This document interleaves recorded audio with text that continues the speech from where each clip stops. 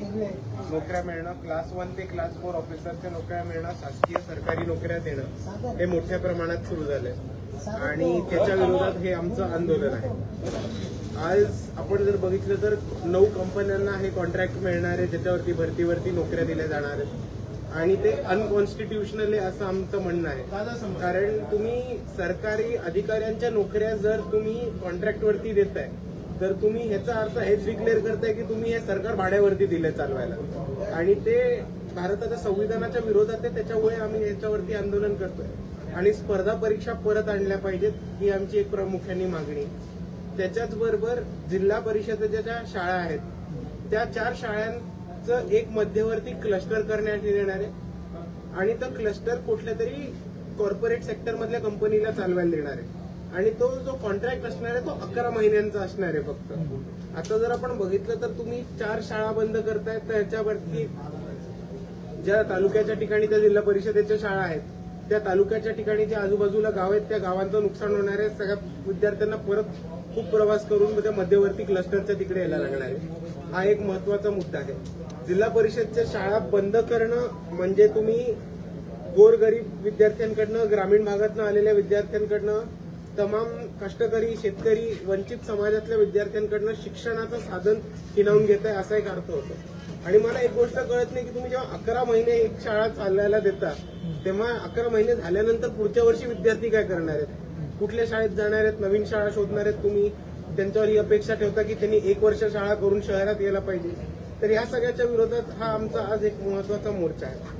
आणि राजस्थानमध्ये जसं 1 टाइम रजिस्ट्रेशन ही कल्पना चालू होते त्याच पद्धतीने आमच्या मागणी आहे की महाराष्ट्रामध्ये पण 1 टाइम रजिस्ट्रेशन झालं पाहिजे.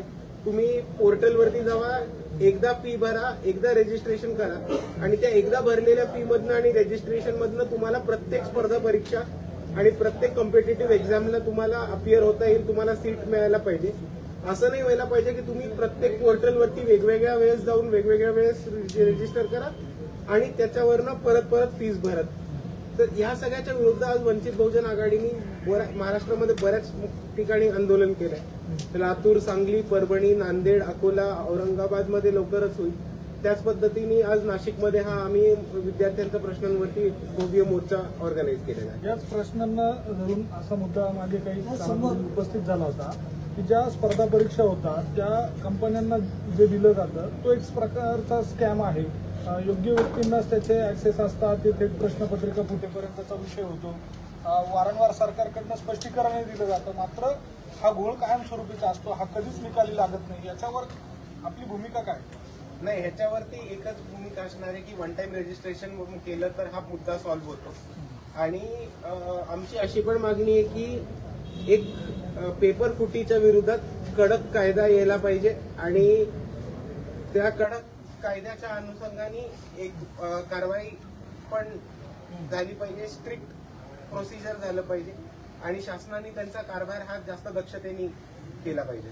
आता राज्यामध्ये मराठा आरक्षणाचा मुद्दा चर्चेत आहे. ओबीसींना देखील भीती आहे की मराठ्यांना जे काही कुणबी सरसकट प्रमाणपत्र देण्याच्या हालचाली सुरू आहे त्यामुळे ओबीसी बांधवांना धक्का आहे.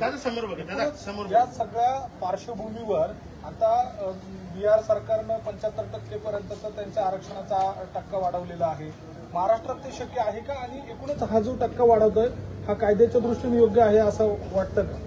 हे बघा, आज 2 गोष्टी होत आहेत. आज मराठा समाजातील बांधव खूप मोठ्या पद्धतीने आंदोलन करतायत त्यांच्या आरक्षणासाठी आणि आपण हे बघितलं असेल तर मराठा समाजाकडे आतापर्यंत जरी सत्ता, पाणी, शिक्षण संस्था, साखर संस्था या सगळ्या असल्या तरी ते पश्चिम महाराष्ट्रातल्या 12 कुटुंबांच्या ताब्यात राहिलेल्या आहेत. बाकीचा जो तमाम मराठा समाज आहे तो गरीब मराठा समाज वंचितच राहिलेला आहे. तर त्या पद्धतीने मांडताना वंचित बहुजन आघाडीचा मराठा समाजाचं जे आंदोलन आहे जे जरांगे पाटील साहेबांनी उभं केलं त्याला पाठिंबाच राहणार आहे.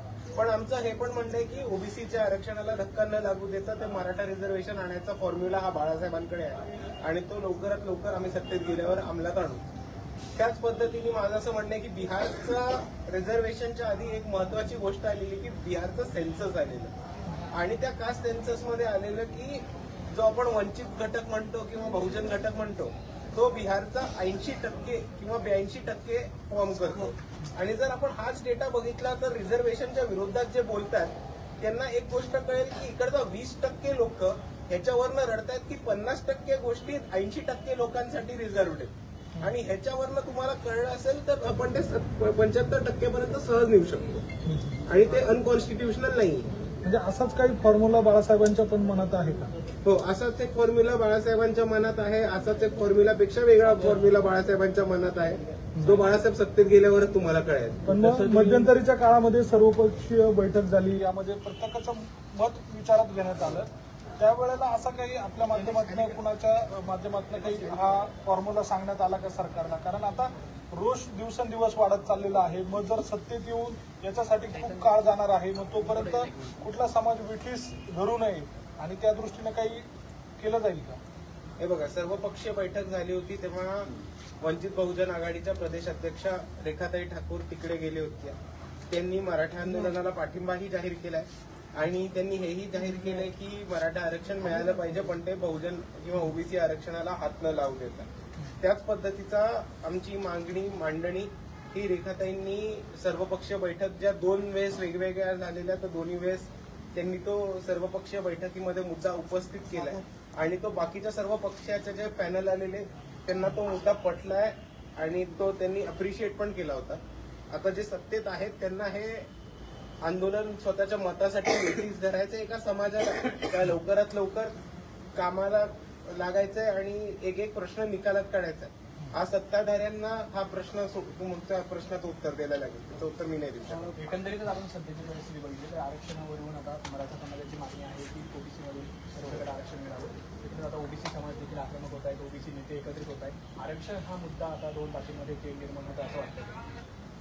हे बघा, जेव्हा जेव्हा भाजप सत्तेत यायला प्रयत्न करते तेव्हा 2 जातींमध्ये एक तेढ निर्माण करणं किंवा 2 धर्मांमध्ये एक तेढ निर्माण करणं हा त्यांचा शॉर्ट फॉर्म्युला राहिला आहे सत्तेत जाण्यासाठी.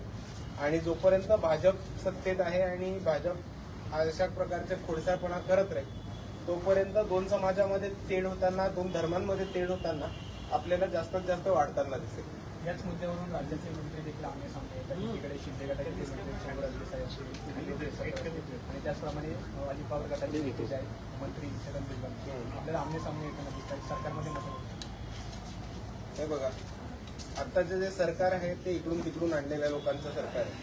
त्यांनी स्वतःहून ठरवायला पाहिजे कोणाची भूमिका स्पष्ट आहे कोणाची नाही. त्यांनी स्वतःमध्येच एक क्लोज डोअर मीटिंग करून आपल्याला जाहीर दिला पाहिजे. त्यांच्या आतमधल्या भांडणाबद्दल मी काहीच नाही बोलू शकतो.